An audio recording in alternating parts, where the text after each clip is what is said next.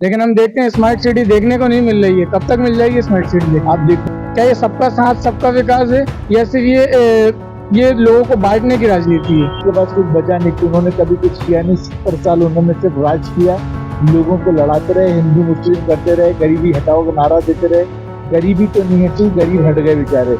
लेकिन अगर सिर्फ जुमलेबाजी की सरकार चलेगी, जैसे कि अभी इंडिया गठबंधन के आरोप लगा रहा है कि 2014 में आपने 15 लाख का वादा कहा और जब दूसरी बार सवाल किया गया तो आपने कहा कि जुमला है।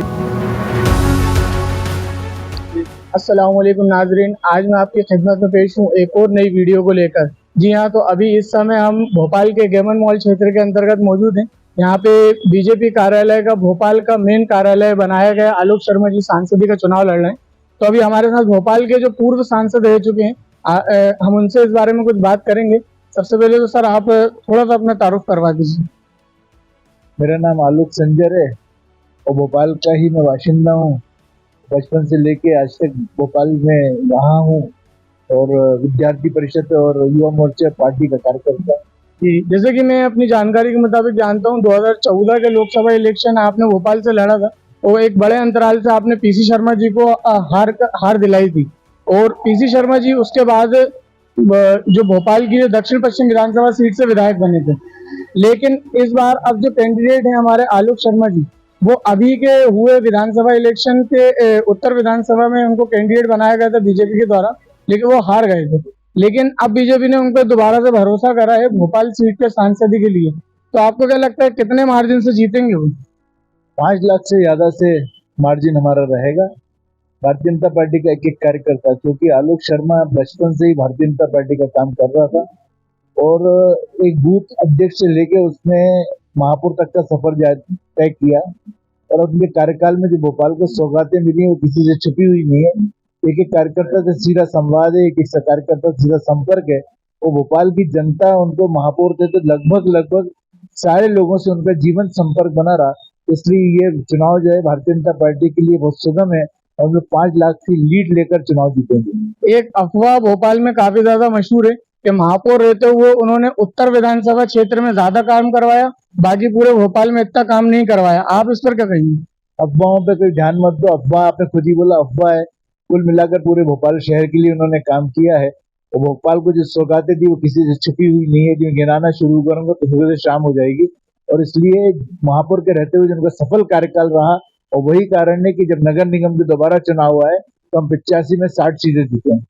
मैं एक सवाल और करना चाहूंगा आपसे कि जो आलोक जी हैं, वो अभी इस बार चुनाव लड़ रहे हैं, तो जो मैनिफेस्टो बीजेपी का पूरे देश के लिए जारी है, बाकी आलोक जी ने क्या कुछ नीतियां जो भोपाल वालों के लिए, मेन भोपाल वालों के लिए क्या ऐसे विकास कार्य हैं जो लेके वो जनता के बीच में जा रहे हैं? देखिए, आलोक जी पहले दिन से ही बोल रहे हैं कि मेरे सपनों का भोपाल कैसा हो, मेरे सपनों का सीहोर कैसा हो, मेरे सपनों का बिरसिया कैसा हो। उसके लिए उन्होंने ब्लूप्रिंट तैयार किया हुआ है और भोपाल को भविष्य में भोपाल को हम क्या दे सकते हैं। तो निश्चित रूप से जब एक अच्छे चुनावों से अच्छे मतदाताओं मतों से जीतकर जब जाएंगे दिल्ली, तो मुझे लगता है कि आज तक ऐसा सांसद नहीं मिला होगा जो सांसद आलोक शर्मा के रूप में उनको मिलने वाला है। अच्छा, प्रज्ञा ठाकुर जी के सांसद रहते हुए भोपाल को काफी सारी सौगातें मिली। हम रानी कमलापति रेलवे स्टेशन ले लें या एमपी नगर का जो फ्लाईओवर का निर्माण चल रहा है, साथ ही मेट्रो का जो अमाउंट जो केंद्र से पास करवाया है, ये सारे विकास कार्य उनके हैं। बाकी मैं जानना चाह रहा हूँ कि कोई ऐसे फ्लाईओवर की नीति या मेट्रो के नए रूट की तैयारी आलोक शर्मा जी की क्या नीति है भोपाल के लिए? आगे आगे देखिए होता है क्या। चलिए, तो हमारे साथ मौजूद थे पूर्व सांसद जी, इन्होंने भोपाल के बारे में काफी इन्फॉर्मेशन दी। आलोक शर्मा की क्या काम कर सकते हैं उसको लेकर उन्होंने कहा है कि वो पूरी तैयारी कर चुके हैं कि अगले 5 साल उनको क्या काम करना है। तो जो जानकारी आपने दी, हम चाहेंगे कि इलेक्शन में अगर आलोक जी जीतते हैं तो जनता उन पे इस तरीके से भरोसा करे कि वो जो कार्य लेके बीच में जा रहे हैं जनता के, वो पूरा कर पाए। तो फिर हम चाहेंगे कि इस तरीके से अगर सरकार चलेगी, अगर कामों को पूरी तरीके से किया जाएगा तो बेहतर है। लेकिन अगर सिर्फ जुमलेबाजी की सरकार चलेगी, जैसे कि अभी इंडिया गठबंधन के आरोप लगा रहा है कि 2014 में आपने 15 लाख का वादा कहा और जब दूसरी बार सवाल किया गया तो आपने कहा कि जुमला है ये बीजेपी की तरफ से सवाल। मैं देखिए, कांग्रेसी जो बोल रहे हैं उनको कोई अपना काम नहीं है, उनको विकास कार्य नहीं दिख रहे हैं। मेरे को लगता है कि चाहे जितने भी यूट्यूबर्स हैं, आप हो चाहे पत्रकार हो, सबको काम पता है कि देश में क्या काम हो रहा है। आज देश कहाँ पर है? दुनिया में आज सिरमौर है हमारा देश, और भारतीय जनता पार्टी के हमारे कुशल नेतृत्व के कारण है। सिर्फ कांग्रेस के पास कुछ बचा नहीं, उन्होंने कभी कुछ किया नहीं। 70 साल उन्होंने सिर्फ राज किया, लोगों को लड़ाते रहे, हिंदू मुस्लिम करते रहे, गरीबी हटाओ का नारा देते रहे। गरीबी तो नहीं हटी, गरीब हट गए बेचारे। तो कुल मिलाकर उनके बारे में मुझे कुछ नहीं कहना, लेकिन भारतीय जनता पार्टी की सरकार ने जो काम किए हैं, एक में अनेक काम किए हैं। अभी आपने खुद ने कहा कि रानी कमलापति स्टेशन कितना सुंदर बन गया, वर्ल्ड क्लास स्टेशन बन गया, ये भारतीय जनता पार्टी के कार्यकाल में। जितने फ्लाईओवर देख रहे हैं, मेट्रो भोपाल में आ गई है, हमारा एम्स भोपाल में आ गया, हमीदी अस्पताल की पहले क्या स्थिति हुआ करती, आज क्या स्थिति है। आप सारी चीजें पूरे देश भर की मैं बातें करूंगा तो आपको समझ में आएगा। आज सारे देश में जो रोडों का एक इंफ्रास्ट्रक्चर बना हुआ है, आज जो जाता है वो कहता है कि हाँ आज रोडें पूरे देश में बनी हुई है। हमारा जो जहाजों के माध्यम से हमने जो बनाया है कि वहां से एक किनारे से दूसरे किनारे जो हमारे जहाजों के माध्यम से आज हम व्यापार भी कर रहे हैं और ट्रांसपोर्टेशन भी कर रहे हैं, वो एक भारतीय जनता पार्टी की बहुत बड़ा योगदान है। और सबसे बड़ा योगदान तो राम मंदिर भी है। तो हमने आध्यात्म को भी पकड़ा है, हमने विकास को भी पकड़ा है, हमने लोगों के दिलों को भी जीता है, और भविष्य का भारत कैसा हो उसकी पूरी प्लानिंग की हुई है। तो इसलिए भारतीय जनता पार्टी के ऊपर आरोप जितने लगाते हैं सब निराधार है। कुल मिलाकर हम लोग काम करने की चेष्टा कर रहे हैं, काम करने के लिए आगे बढ़ रहे हैं। हमारा मूल मंत्र चेहरे इसको अपना रहे हैं। वो बीजेपी का मैनिफेस्टो था 2014 का, सो स्मार्ट सिटी देश को प्रोवाइड करने का। सबसे बड़ा जो अमाउंट का पूरा यूज किया गया है वो भोपाल क्षेत्र की स्मार्ट सिटी का किया गया है।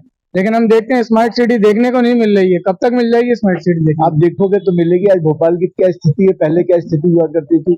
कोई भी काम शुरू होता है तो उसमें थोड़ा समय लगता है, खासतौर विकास के काम को लेकर बहुत सारी समस्याएं रहती हैं। हमारे यहाँ जो पेड़ लगे थे उनकी स्थिति गंभीर थी, उनको उन्होंने दोबारा से आज शिवराज सिंह चौहान जी ने पूरा एक जंगल बना दिया है। तो कहीं ना कहीं काम करने के लिए जो बाधाएं आती है उनका पहले जो है विधिवत रूप से उसका निपटारा किया जाता है, फिर उस विकास को आगे बढ़ाया जाता है।